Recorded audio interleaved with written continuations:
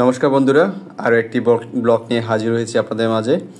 এবার ব্লগটি আমরা তৈরি করেছি ছোট্ট পরিসরে, যদিও ব্লগ করার কোনো প্ল্যান ছিল না। তারপর ছোট যে ভিডিওগুলো করেছি সেগুলো অ্যাড করে ছোটো একটা ব্লগ আকারে আপনাদের মাঝে আমরা উপস্থাপন করছি। এখন সকাল 5:15। আমাদের উদ্দেশ্য হচ্ছে নোয়াখালী বড় মসজিদ রেলওয়ে স্টেশন। আমরা সিএনজি করেই সকালে বের হয়েছি। রাতে প্রচুর বৃষ্টি হয়েছে, সকালেও হালকা বৃষ্টি ছিল। ওয়েদারটা বেশ বৃষ্টি স্নাত, ঠান্ডা, ফুরফুরে, ভালো লেগেছে। আমি, সঞ্চিতা আর আত্রেয়ী তিনজন মিলে আবার রওনা হয়েছি। আমি আগরতলায় কিছুদিন আগে ঘুরে এসেছি। সঞ্চিতা এবং আত্রেয়ীর জন্য এটা প্রথম ভ্রমণ হবে ত্রিপুরা রাজ্যে। তো যাই হোক, আমরা রওনা হয়েছি নোয়াখালী বড় মসজিদ স্টেশন রোডে। ওখানে সম্ভবত সোনাপুর থেকে ট্রেনটা ছাড়বে 6টায় এবং 15 মিনিট পরেই বড় মসজিদ রেল স্টেশনে এটা উপস্থিত হবে। আমরা হয়তো 6:15 ট্রেনে উঠবো। তো যাই হোক, এখন নোয়াখালী সোনাপুর রোডে, হাইওয়ে রোড, এটা চমৎকার রোড, দুই ধারেই বিভিন্ন সকালের যে সৌন্দর্য আর কি, নিস্তব্ধ এরিয়া, লোকজন একেবারেই নেই। খুব সকাল যেহেতু, তাই লোকজন নেই। আমরা যাচ্ছি, নিরিবিলি শান্ত পরিবেশ, খুব ভালো লাগার মতো একটি সকাল। আর যেহেতু আমরা একসাথে ট্যুর দিচ্ছি সবাই মিলে, আমি এখানে আছি, আমি, সঞ্চিতা, আত্রেয়ী, সিএনজির মধ্যে আমরা। তো তিনজনই বেশ ফুরফুরে ছিলাম। এই প্রথম আমরা দেশের বাইরে তিনজন একসাথে ট্যুর দিতে যাচ্ছি। দেশের বাইরে, দেশের গণ্ডি পেরিয়ে বাইরে আমরা বড় মসজিদ রেল স্টেশনে চলে আসলাম। এখান থেকে সিএনজি থেকে নেমে আমরা ট্রেনের জন্য অপেক্ষা করব। তো যদিও আগেই বলেছি আমি ব্লগ করার জন্য মূলত ভিডিওগুলো করা হয়নি, ছোটো ভিডিও করা হয়েছে, জাস্ট একটা ব্লগ তৈরি করলাম আপনাদের জন্য। আমরা রেল স্টেশনে অপেক্ষা করছিলাম, আমি, আত্রেয়ী আর সঞ্চিতা।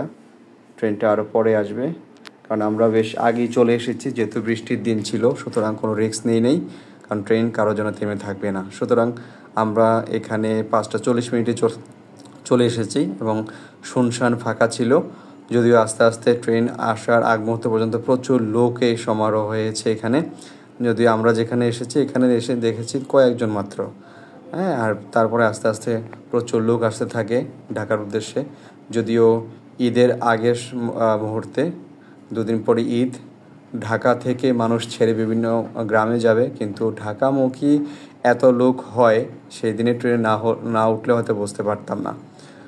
আমাদের ট্রেনটা কুমিল্লা ছাড়ার পরই প্রচুর মানে দাঁড়িয়েও একদম জায়গা হচ্ছে না, এরকম মানুষের ঠাসাঠাসি হয়েছে। তো যাই হোক, আত্রেয়ী বেশ উৎফুল্ল, উল্লাসিত, তার খুব ভালো লাগছে। সে কিছু বলেছে, আসলে আমি ওইভাবে রেকর্ডটা রাখিনি। ওর যেটা সে বলেছে সেটা হলো যে দেশের বাইরে যাচ্ছি, তো ওর খুব ভাল লাগছে। যদিও তার এই ছোটো বয়সে এটা উপলব্ধি করার মতো আসলে তার ক্ষমতা এখনো হয়নি। তো সে বাংলাদেশ কি ভারতকে এগুলো সে বোঝে না। তো যাই হোক, তারপর তার কাছে আমাদের সাথে ট্যুরে যাচ্ছে এবং কয়েকটা দিন একসাথে থাকবে, সেটা হচ্ছে তার আনন্দের বিষয়, এবং সেই আনন্দেই সে বেশ উচ্ছ্বলিত। যাই হোক, আমাদের ট্রেনের অপেক্ষা প্রায় ঘনিয়ে আসছে। ট্রেন চলে আসবে কিছুক্ষণ পরই। আস্তে আস্তে লোক জড়ো হচ্ছে এখানে। তো এর মধ্যেই দু একটা ছবি, ছোট করে দু একটা ভিডিও সঞ্চিতা করে নিয়েছে, আর সেগুলোকে অ্যাড করে নিয়েছি একটা ব্লগ তৈরি করার জন্য। তো আমার একটু ঘুম, কারণ হচ্ছে সারাত ঘুমাইনি।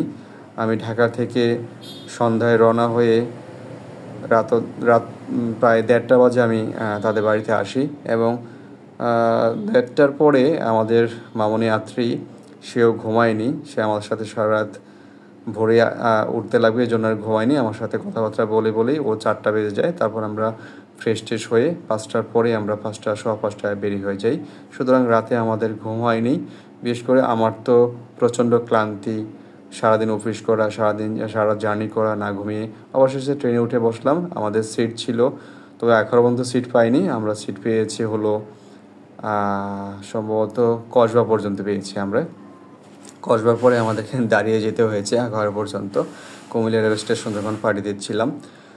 এখন আমাদের ঢাকা চট্টগ্রাম যে রুটটা চমৎকার 2টা লেনে করা হয়েছে এবং স্টেশনগুলোকেও চমৎকার করে সাজানো হয়েছে। আমি যদিও ট্রেনের ভিতরে ছিলাম তাই স্টেশনগুলো ভালো তুলতে পারিনি, তবে আমার দেখে মনে হলো যে আমাদের রেলওয়ে স্টেশনগুলো চমৎকারভাবে পাল্টে দিয়েছে এবং অনেক বড় সড়ো করেছে, সুন্দর করেছে। যাই হোক, ট্রেনের ভেতর থেকেই বাইরের পরিবেশটা চমৎকার লাগছিল, সবুজ আর সবুজ। এগুলো হচ্ছে চাষের জমি, ফসল হয় এখানে, ধান চাষ হয়। তো চারদিকে সবুজ আর সবুজ। ট্রেনের রাস্তায় এই একটা চমৎকার ভালো লাগার বিষয়, আপনি যখন ট্রেনে চড়বেন দুপাশেই দেখবেন যে শুনশান, হয়তো নদীর মাঝখান দিয়ে ট্রেনের রাস্তা চলে গেছে, অথবা কোনো মাঠের মাঝখান দিয়ে ট্রেনের রাস্তা চলে গেছে। দুপাশেই দেখবেন সবুজ আর সবুজ, অথবা ধানের যখন পাকার সময় হয় তখন সোনালি, মানে সোনা রঙে ভরে যায় দুই পাশ। তো ট্রেনের এই যাত্রার এটা সুবিধা যে আপনি চোখ জোড়ানো পরিবেশ দেখবেন, চোখ জোড়ানো সবুজ দিগন্ত যাকে বলে, একদম মন জুড়িয়ে যাবে, হালকা লাগবে, মনটা ভালো হয়ে যাবে। আর যেহেতু সকাল ছিল আমাদের যাত্রাটা, তখন এই পরিবেশটা চমৎকার শান্ত এবং সুন্দর ছিল। তো আমরা আখাউড়া স্টেশনে চলে আসছি, এসে ওখান থেকে স্টেশন থেকে বের হয়ে আমরা একটা অটোরিকশা নিয়ে নিই 3 জনে রিজার্ভ, যেহেতু আমাদের সাথে ব্যাগ ছিল 2-3টার মতো বড় বড় ব্যাগ, সুতরাং আমরা একটা পুরো অটো রিজার্ভ নিয়ে নিই। এবং এই আখাউড়া থেকে আখাউড়া যে চেকপোস্ট, এই চেকপোস্ট তো রাস্তাটা তো খুবই সুন্দর, ম্যাক্সিমাম রাস্তাটা একদম সোজা, আর দুই পাশে এরকম সবুজে আর সবুজ আর সবুজ, চারদিকে শুধু সবুজ। মানে আপনার কাছে মানে খুবই ভালো লাগবে এই পরিবেশটা। সোজা একটা রাস্তা যাচ্ছেন, দুই পাশে সবুজ গাছ আর সবুজ গাছ, মাঠ আছে, জমি আছে, ফসলের জমি আছে, ভালো লাগে রাস্তাটা একেবারে। বেশি সময় লাগবে না, আপনি আখাউড়া থেকে 20 থেকে 25 মিনিট লাগবে, অথবা 25 থেকে 30 মিনিট লাগবে। আপনি অটোরিকশা বা সিএনজি গেলে আরও তাড়াতাড়ি হবে। আমরা বর্ডারে চলে আসছি, বর্ডার গার্ড বাংলাদেশ আখাউড়া। তো ওইখানে এসে বেশ কতগুলো কাজ করতে হয়, এন্ট্রি করতে হয়, বা এখানে ট্রাভেল ট্যাক্স করতে হয়। তো আমি একটু দ্রুত গিয়ে, যেহেতু এখানে আমরা খুব সকালে চলে আসছি, এখানে আমরা 9টা বাজে এবং 9:30 আমরা কিন্তু চেকপোস্টে ঢুকে গেছি। আর ঢাকার ট্রেনটা আসবে হলো 11:15, মানে 10:30 11:30 ঢাকার ট্রেনটা ঢুকে। সেই সময় প্রচুর মানুষের চাপ থাকে, যেহেতু ঈদের ছুটি ছিল। আজকে দেখেন সকালে আমাদের নোয়াখালী ট্রেনটা একদম 9টার মধ্যে চলে আসছে। আমরা 9:30 বাজেই দেখলাম বেশ ভালো পরিমাণে লোকজন চলে আসছে, অর্থাৎ মানুষ খুব সকালেই ঢুকে গেছে চেকপোস্টে, কারণ না হলে অনেক চাপ এখানে আছে। তো এখানে সামনেই বাংলাদেশের সেনাবাহিনী একটা এখানে এন্ট্রি করতে হয় পাসপোর্ট, তো এখানে আমি লাইনে দাঁড়িয়ে যাই এবং এখান থেকে শেষ করে সামনেই আপনারা দেখতে পাচ্ছেন ইমিগ্রেশনগুলো আছে, কাস্টমগুলো আছে। তো ইমিগ্রেশন আর কাস্টমের ছবি বা ভিডিও তোলা নিষেধ, তাই আমরা ভেতরে কোনো ছবি বা ভিডিও করতে পারিনি। তো আমরা আমাদের যেই কাজগুলো আছে, ভারত বাংলাদেশ চেকপোস্টের সকল করণীয় কাজ শেষ করলাম। ইমিগ্রেশনের সব কিছু শেষ করার পরে আমরা মোটামুটি কয়েকটা ছবি তুললাম ভারতের প্রবেশদ্বারে, মানে ভারতের চেকপোস্টে, মানে ইমিগ্রেশন যাওয়ার আগেই। সুতরাং ওই সব কিছু শেষ করে আমাদের ভারতের ইমিগ্রেশন শেষ করেই সঙ্গীতা আমাদের বন্ধু সেই গেটে দাঁড়ানো ছিল এবং সে তার পরিচিত সে অটোটা নিয়ে আসছে, মানে আমাদের বাংলাদেশে যেটা সিএনজি, ওখানে এটা অটো, সে অটো নিয়ে এসেছে। গোবর্ধনদা আমাকে এর আগে নিতে আসছে সঙ্গীতার সাথে, অর্থাৎ সঙ্গীতার সাথে করে নিয়ে আসছে অটোটা। তো গোবর্ধনদা আমাদের পরিচিত, সঙ্গীতার দেবর হয়। তো ওনাকে নিয়ে আবার এই ইন্ডিয়ার ইমিগ্রেশন শেষ করে চেকপোস্ট থেকে বের হয়ে ওনাকে নিয়ে আমরা যাচ্ছি সঙ্গীতাদের বাড়ি। বাম পাশে হচ্ছে ত্রিপুরা রাজ্যের মুখ্যমন্ত্রীর বাসভবন, ডক্টর মানিক সাহা। এখানে অনেক সিকিউরিটি দেখা যাচ্ছে। যাই হোক, প্রত্যেকটা গুরুত্বপূর্ণ ব্যক্তির, যেহেতু উনি মুখ্যমন্ত্রী রাজ্যের, ওনার সিকিউরিটি থাকবে, সুতরাং সেই সিকিউরিটি আমরা দেখলাম। আমরা আগরতলার সে রাস্তা দিয়ে যাচ্ছি, তখনও খুব সকালবেলা, কারণ আমরা 11টার পরেই আমরা চেকপোস্ট থেকে বেরিয়ে গেছি। তো তখনও তেমন মানে মোটামুটি ফাঁকাই ছিল, আর একটু বৃষ্টি থাকার কারণে সব দিকে একটু নিস্তব্ধ আর কি, নীরবতা। আর এটা হচ্ছে সেই ত্রিপুরার স্টেশন, যেখানে কমলাপুর টু আগরতলা যে বিআরটি সার্ভিসটা এখানেই আসে, বটতল ডান পাশে যেটা দেখলাম আমরা। তো যাই হোক, আমরা গোবর্ধনদার অটো দিয়ে আমরা সেই নোয়াগাঁও দাসবাড়িতে, অর্থাৎ দুই দাস পরিবার যেখানে একত্রে মিলিত হয়, সে উদ্দেশ্যে আমরা প্রায় কাছাকাছি চলে আসছি। সেই ছোট্ট রাস্তা মন্দিরের সামনে থেকে বাড়ির রাস্তার সামনেটা সোলিং করা। তো যাই হোক, আমরা প্রায় 12টার মধ্যেই আমরা বাড়িতে গিয়ে পৌঁছাই, সঙ্গীতাদের বাড়িতে গিয়ে পৌঁছাই।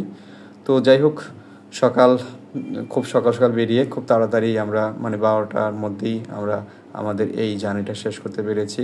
দাসবাড়ির গেট দিয়ে প্রবেশ করছি, আমরা ভিতরে যাচ্ছি। সবাই ভালো থাকবেন, সুস্থ থাকবেন। আপনাদের জন্য আরও কিছু ব্লগ রেডি হবে, সেটা অবশ্যই আমরা সময় মতো দিয়ে দেব। আপাতত আজকে এই পর্যন্ত। সবাই ভালো থাকুন, সুস্থ থাকুন। দাস পরিবারের ভিতরের অংশটা দেখাচ্ছি। আমরা সবাই একসাথে কয়েকটা ছবি তুলেছি। ভালো থাকবেন, সুস্থ থাকবেন।